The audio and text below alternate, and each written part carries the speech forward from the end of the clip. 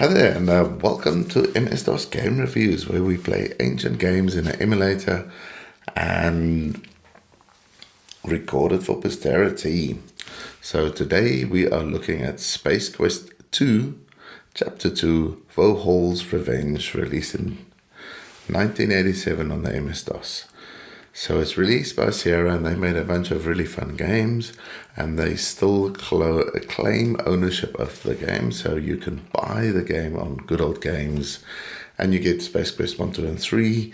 They slight remakes in that the graphics are better, similar to the other computer systems that was around in 1987.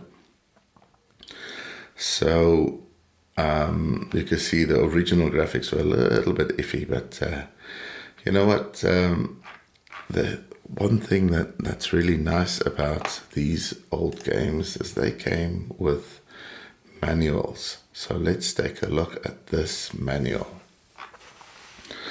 The Adventures of Roger Wilco in Space Piston.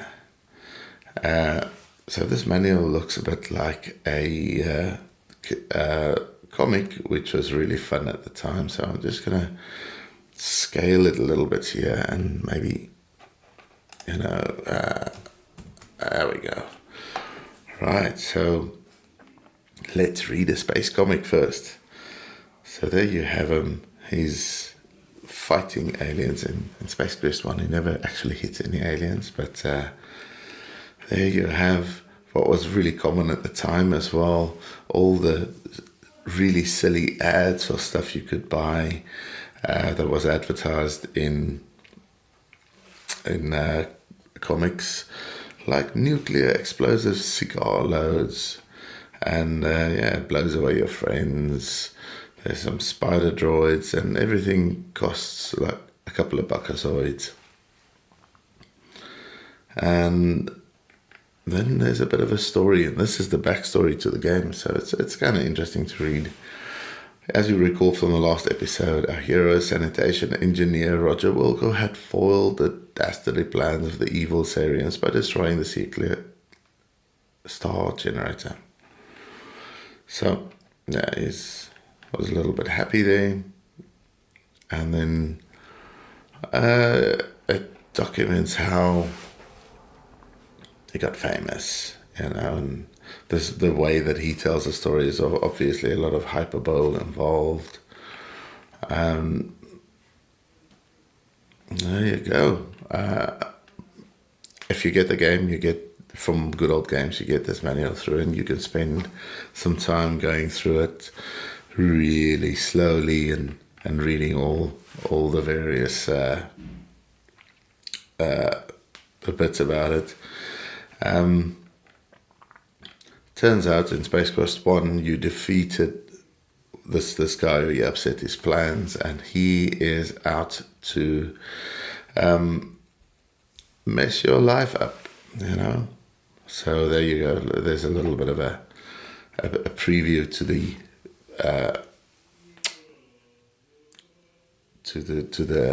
a prequel to the game, to give you an idea of what's happening in Space Quest 2, or why things are happening. And Sarah then just gives you a couple of tips.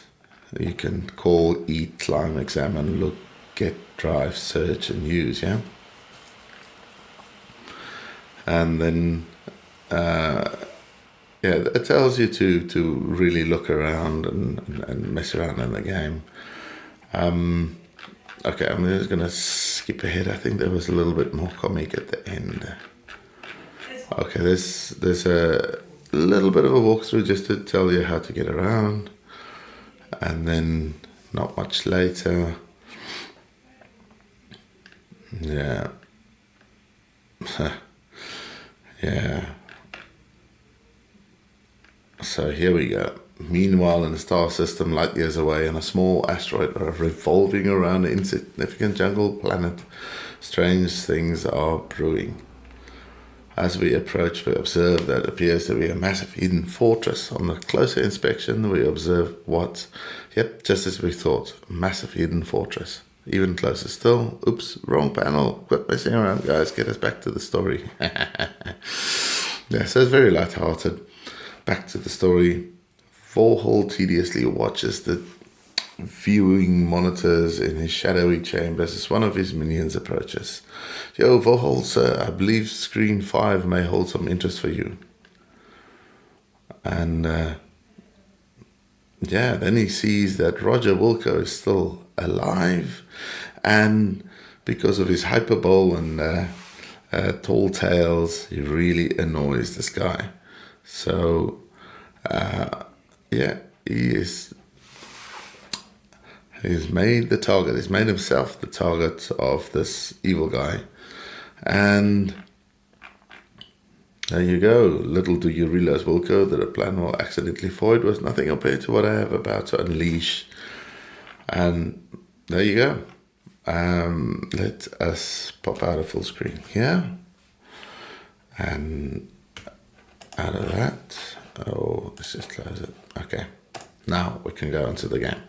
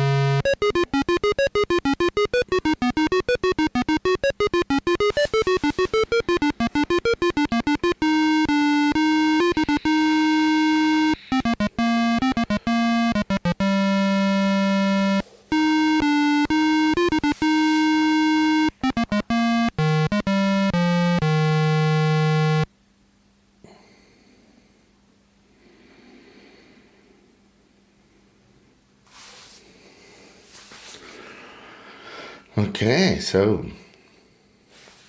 doesn't seem like it carries on after this. I'm going to press space bar. But heroes come and go and people soon forget. Your celebrated herodom slowly fades, leaving you once again a janitor. The promotion to head janitor was no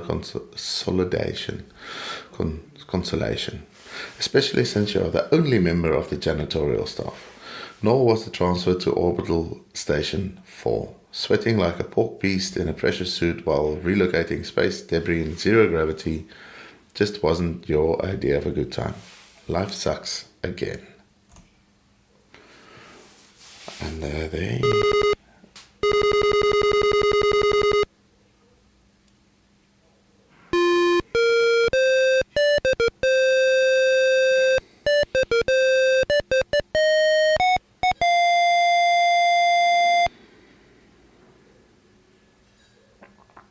Okay, so asks me to identify myself.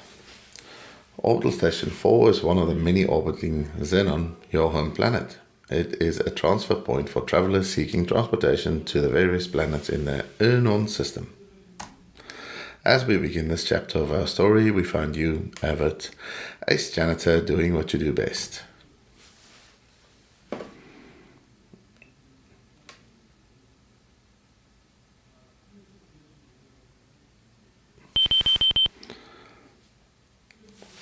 A beep emanates from your wristwatch. You release your grip on the broom. The broom floats away, never to be used again. That makes it the third one this week. Wait till your boss finds out. Okay, so now we are in the game and we can control our character walking around. And of course the first clue is we must look at the watch.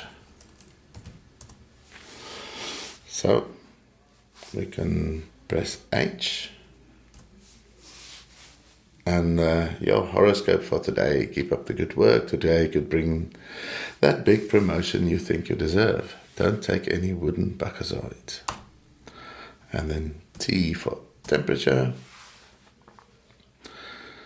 And yeah, minus 47 degrees C. Not very pleasant. Okay, let's press C.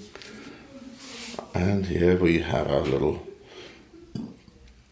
boss, apparently. Avert, get in here on a double. You've got a mess to clean up on the shuttle, which just returned. One of the passengers got spacesick on the way down. Besides, you should have been done out there an hour ago. Get a move on. With that, the message disappears. Okay. So I guess we better get a move on. What's really nice about this is like the zero gravity. You're walking on walls. That's so much fun. And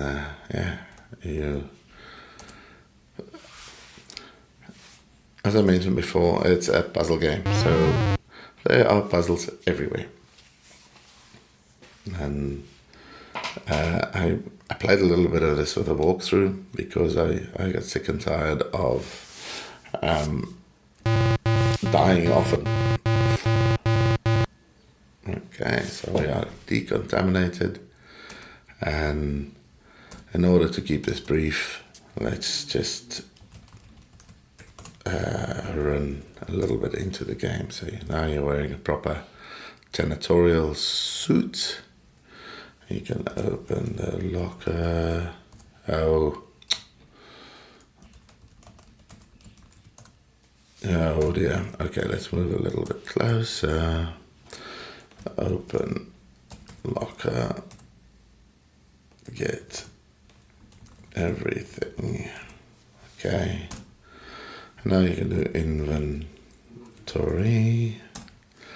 So you got an order form, you got a dialect translator, supporter, and a puzzle.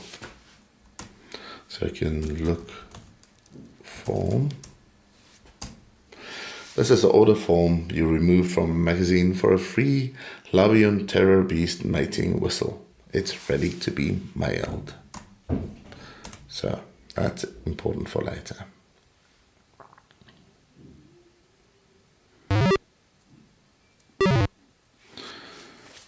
And I'll stop and we'll look at the room. Oh, it's about time you got in here, Everett. Head for the shuttle bay on the double. I'm warning you, you're on your last leg around here, bud. One more screw up and your history. Then he orders the transportation officer to send you directly to the shuttle bay and nowhere else until the job has been completed. So we can look at the room. You're in the transportation or control room of the orbital station. The room is abuzz with activity as technicians monitor XOS4 operations. A pneumatic transport tube is accessible from the walkway above. Okay, so we can talk to person. The chief's not happy with you, Abbott, the man says. You'd better get over to the shuttle bay soon. By the way, you still owe me 20 buckazoids. You'd best cough it up soon. So, yeah, it gives you a little bit of an idea of my supposed life on this station. But yeah, I find it slightly unfair the way they beat down on janitors. Janitors are vital people. They should be respected.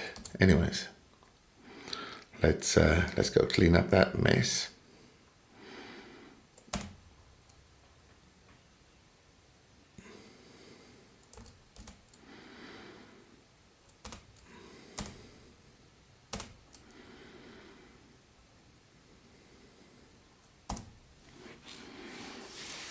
You enter the shuttle and start sniffing around for the mess you must clean. You are surprised to find that the shuttle is not empty. There are two extremely ugly suckers walking towards you. Hey, what the? Your favorite expletive here. Bow, thwack, bink, thud. Your protest is cut short as two interstellar ruffians proceed to thump you unconscious. Everything fades. Time passes. More time passes.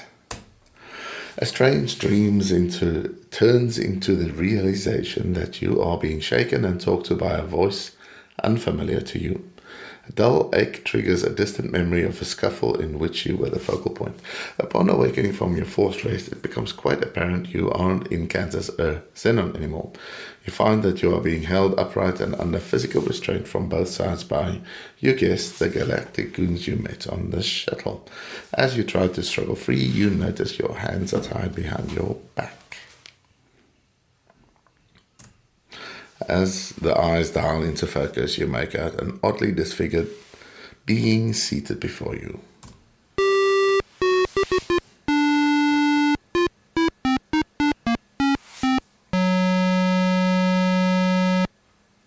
A sagging mass of flesh that appears to have been human at one time.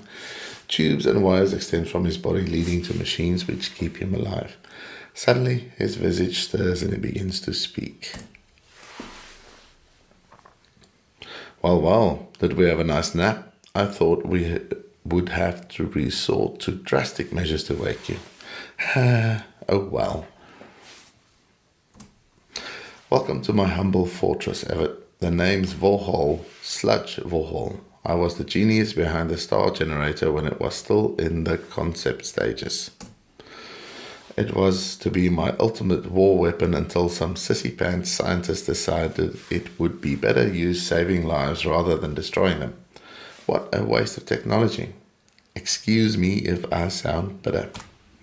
Anyway, you ruined my Syrian operation. I was going to use the star generator to make Xenon pay for what they did to me.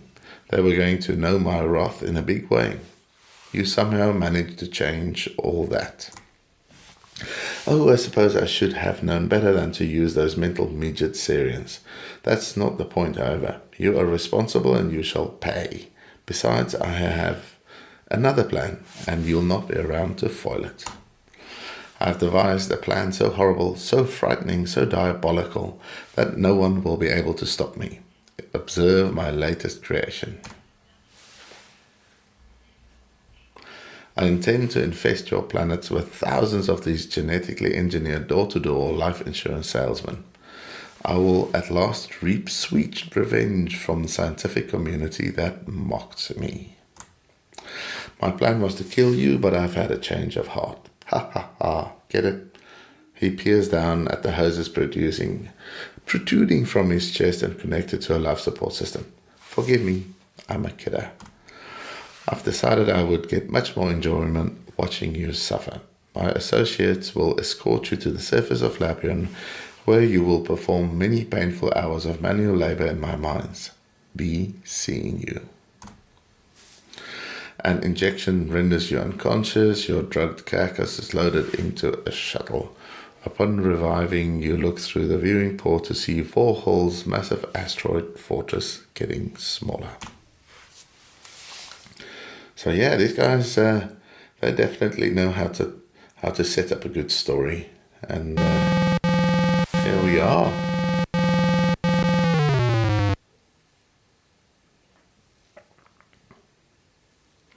After touching down on the giant landing platform, you are ushered to a hovercraft waiting to transport you to the mining site.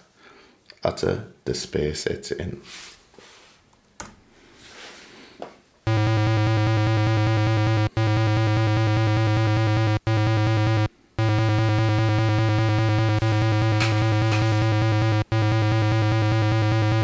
Yeah, these Sierra guys are masters of suspense. You know, you'd be watching this thing and it's like, oh man, this is taking a long time. But in effect, it's taking the perfect amount of time before something hilarious happens, you know.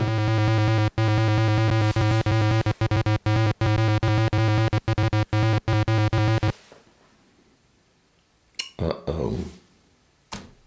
Oh, great. I suppose we're out of fuel. Way to go, golf breath. Don't blame me, it was your turn to fill up. You're always forgetting to do it. Wait till the master finds out. You're in big trouble. Hey, don't talk to me that way, you slime bucket. I filled it last time. Dip. The argument between the two gods is cut short as gravity reasserts itself.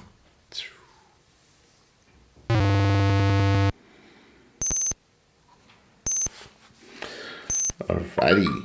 So now, good thing that God broke your fall. He doesn't look too happy about it though.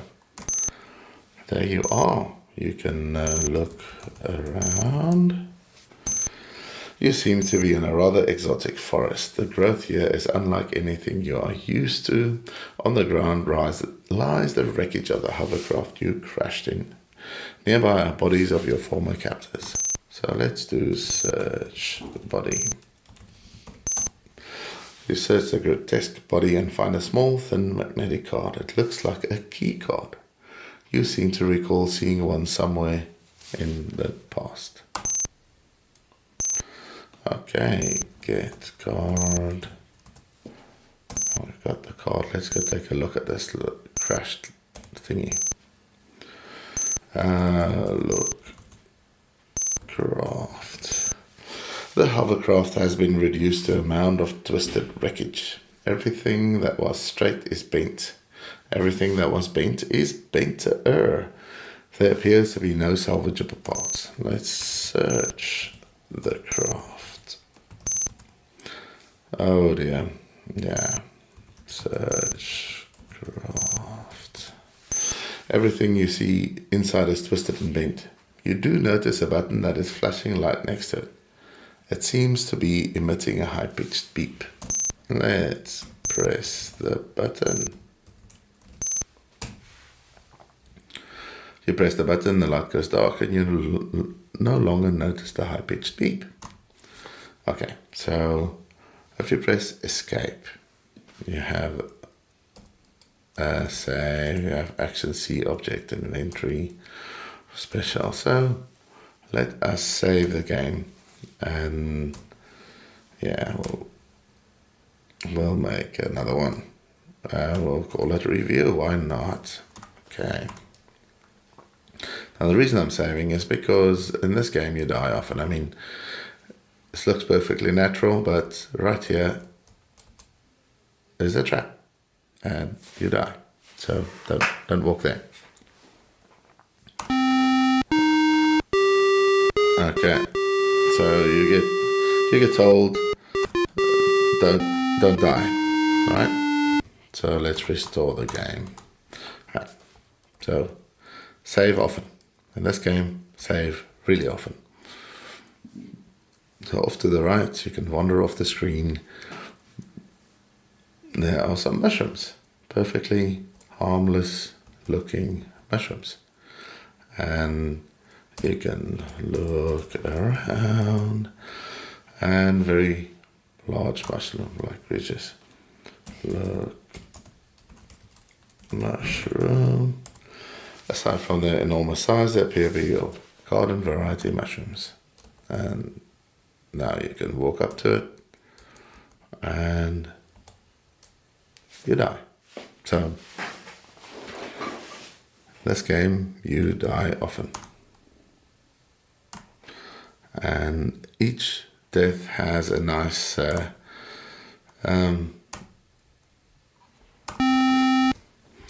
has a nice custom death message.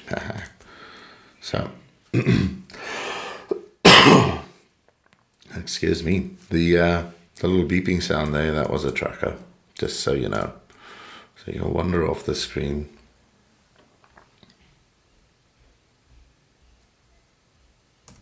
And there we go. You can walk around a little bit more. So suddenly, from somewhere in the east, you hear a twang followed by a high-pitched shriek. So we'll leave that alone for now.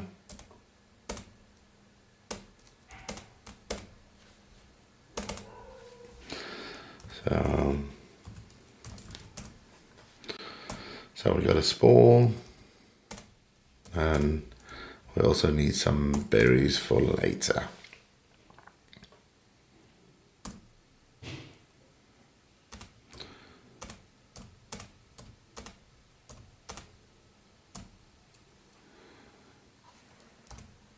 Okay, we are going to save. And let us wander a bit closer. So you are not allowed to touch this thing's tentacles. So save often because it's tricky.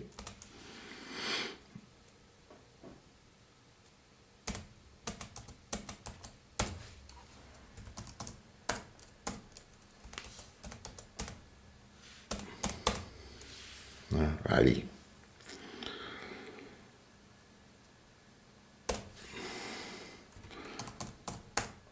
Yeah, I'm saving very often here because that happens a lot. Okay, so don't touch the blue lines.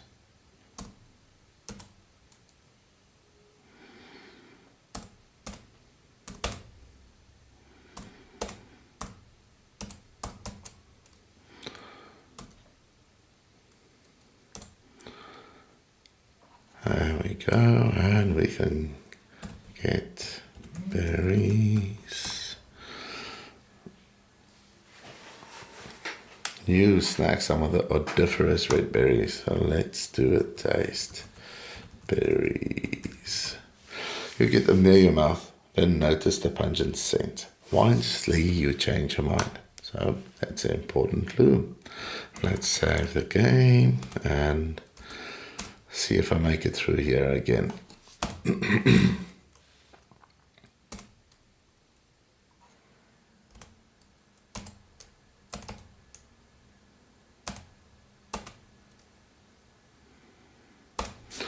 Save the game.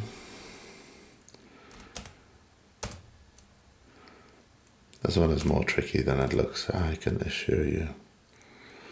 This is hours of practice. Save the game.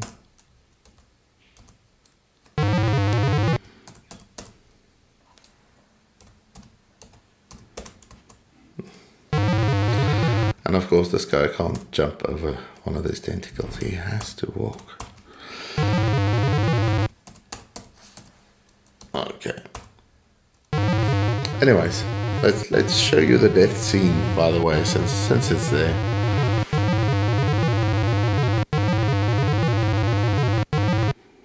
Good, you've succeeded in establishing contact with one of this planet's life forms, and it looks like you'll get to examine it up close and personal. The giant root-looking thing is giving you a guided tour of its digestive system. What you experience next is too horrible to describe. Let's just say you die as a result. You are dead, trust me. It may please you to know that during the night you didn't digest well. For a while, gastric distress made it extremely unpopular with the other root monsters. Okay. Right, let's see if I can get through here without dying.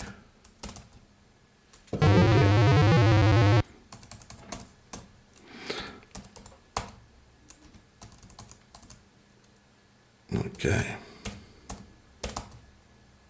Oh dear.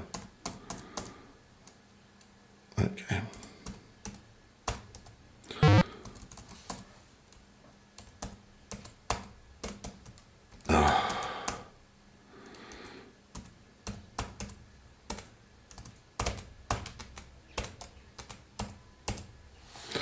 Right.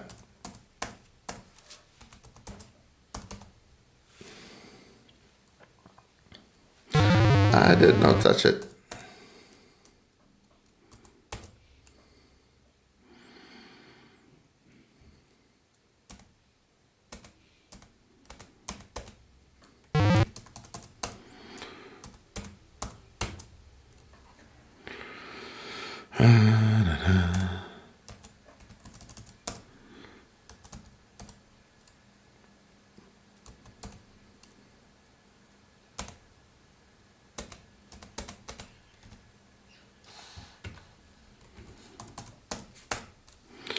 Okay.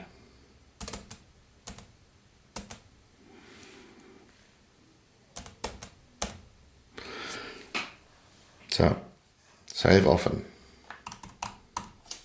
And let's go do some other fun stuff. So I'm not going to spend hours reviewing the game, spoiling all the puzzles for you. But suffice it to say that after dying many times, I figured out that yeah, I would be better off just taking a quick walkthrough.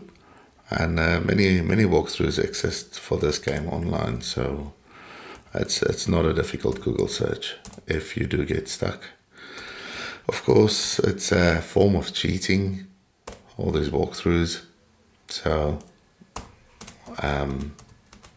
if you do decide to walk through, you'll lessen the enjoyment when you finally figure out a puzzle.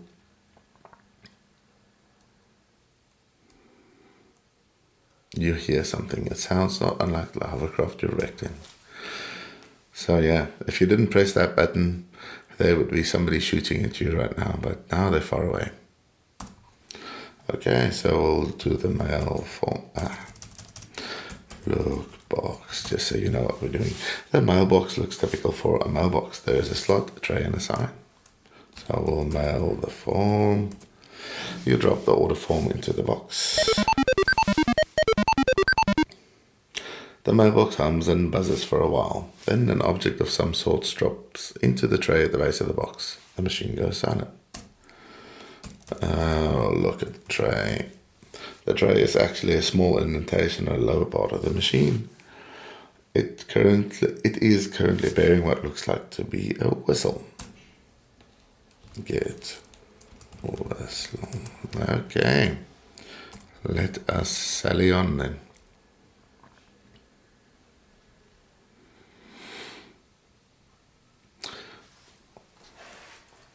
It's really interesting about this game. There's parts of the puzzles that you have to solve and you can't get back to it. So you might be playing this game for a long time, and then you realize there was something that you needed to do right at the beginning of the game, and you'd have to come back and just replay the game and then follow all your other steps around. So you have to save this guy. It is absolutely crucial. So we go untime and then he runs away. But he remembers. So there he goes. Before disappearing through a tiny hole in the brush, the little creature gives you a long glance. And trust me, if you didn't do that, you cannot finish the game. So the aim of the game today is not to finish it. We're just playing a little bit, having a bit of fun, and then I'll call it a day, and you guys can download it or buy it. So it's something like $5, and you get 3 fantastic games. They run on most machines. It's just me with my emulator that had to mess around with a little bit to make it run on my machine. So we'll stop here. And rub berries on self. So if I didn't get the berries, I wouldn't be able to do that. You rub the berries all over your body. You now smell like a walking ammonia inhalant. And this is important. So we'll save. And we'll wander into the marshy grounds. So you'll notice I'm not wasting too much time, but look at this, look at that. But there's a monster behind you. And if you didn't have that berries on you, you'd be a tasty snack. Just so you know. And there you can see the little monster coming. And you feel something slimy clamp down on your leg and almost as suddenly spit you back out. You distinctly hear the sounds of aquatic gagging and retching. Evidently, you had a bad aftertaste from the berries. So,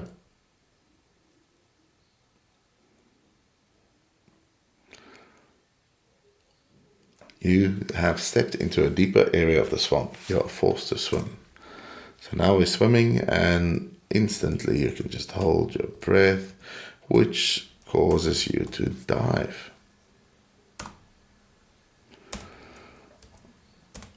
And this guy dives really weird. I haven't seen like some sort of oxygen sensor, so he dives really well, even if a little weird.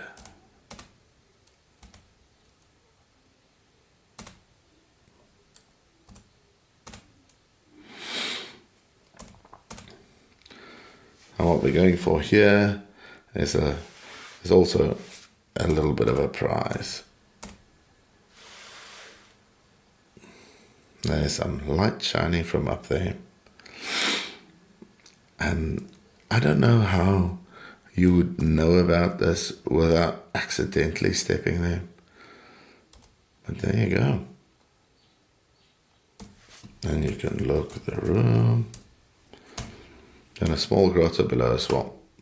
A strange light dances off the walls of this cave. Its origin, a glowing gem situated on top of a boulder. So we'll wander over there, take the gem, and now go back to exploring the planet. Of course, we have to hold our breath and make short work of this little tunnel swim.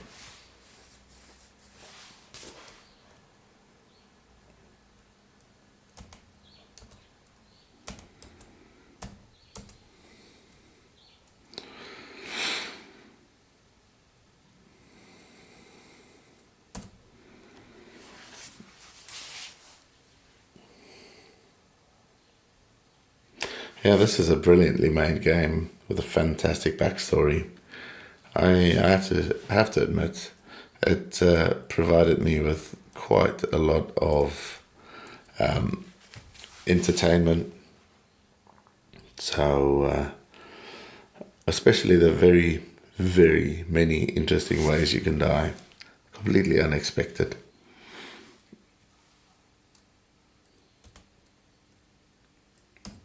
So your character in the game really does take a beating. It's definitely not a charmed life. Even though he's saving planets and whatever, he still manages to mess it up.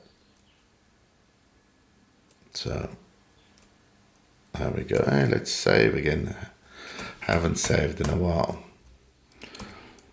So we'll wander over to the tree and we'll climb the tree. The tree is dead and seems to be free of the slick secretions some of the others generate. You begin to shinny your way up the snag.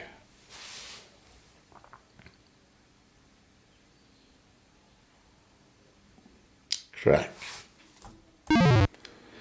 Oof. Holy lock jams, Batman. You almost ate the big one.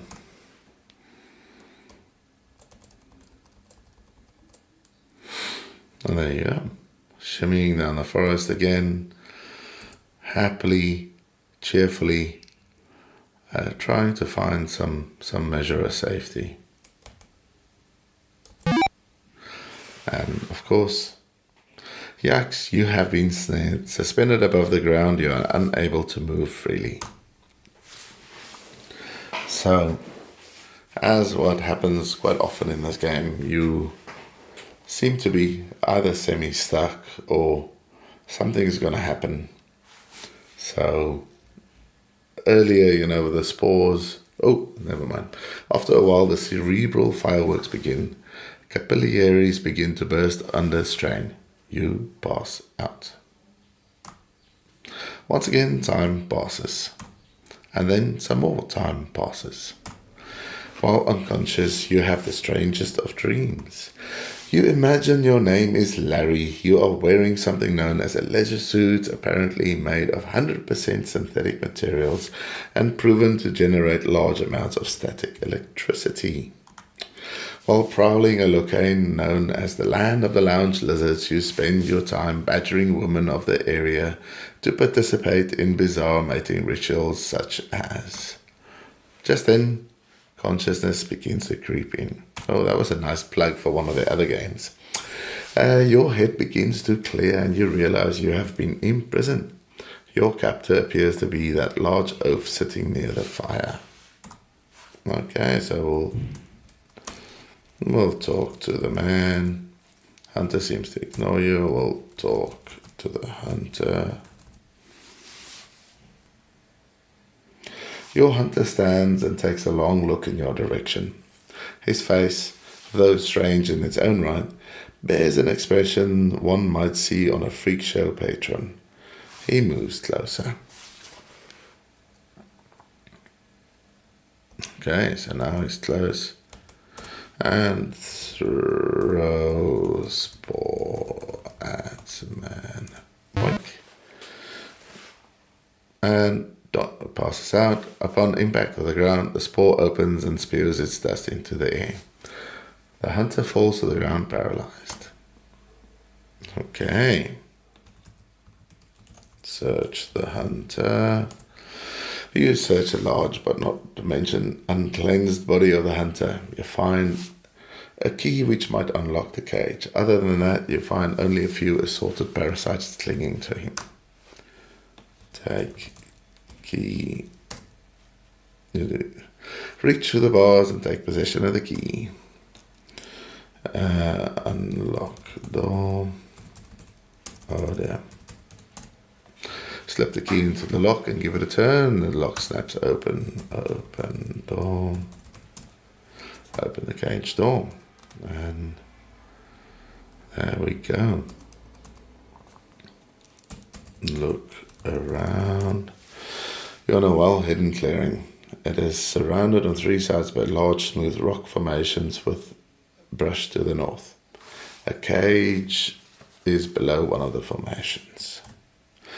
In the center, a campfire burns. One has to wonder about the purpose of a fire during a warm day such as this. A rope sits on one of the boulders. A large beast is lying on the ground. Get rope. You grab the rope. And once again, we are free. And this is to where I played last time, so I've got no, well, I played it when I was young and I've forgotten most of the game. So let's wander out of the clearing and see what's next.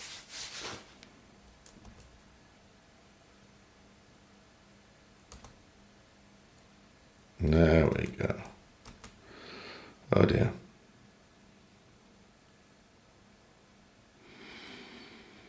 It's one of those platforms.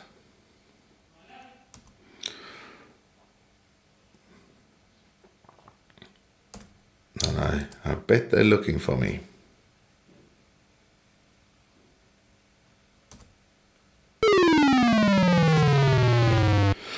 Way to go, Pathfinder, as you plunge towards the base of the cliff. Mommy escapes your lips. And we're dead again. Way to go, Wingnut. Once again, you've demonstrated your inability to sustain life. Quickly glance around the room to see if anyone saw you blow it. Yeah, thanks, Internet. Thank you for playing Space Quest 2, Everett. You have been swell to watch. Have a nice day. So I'm going to call it here and say thank you for watching my little review of Space Quest 2. Hopefully it's enough to get you to go and play it for yourself. There are many entertaining puzzles, and hopefully I haven't played too much of it to ruin the game effect for you. And yeah, hopefully we'll see each other on the next one, but in the meantime, have a fantastic day and goodbye.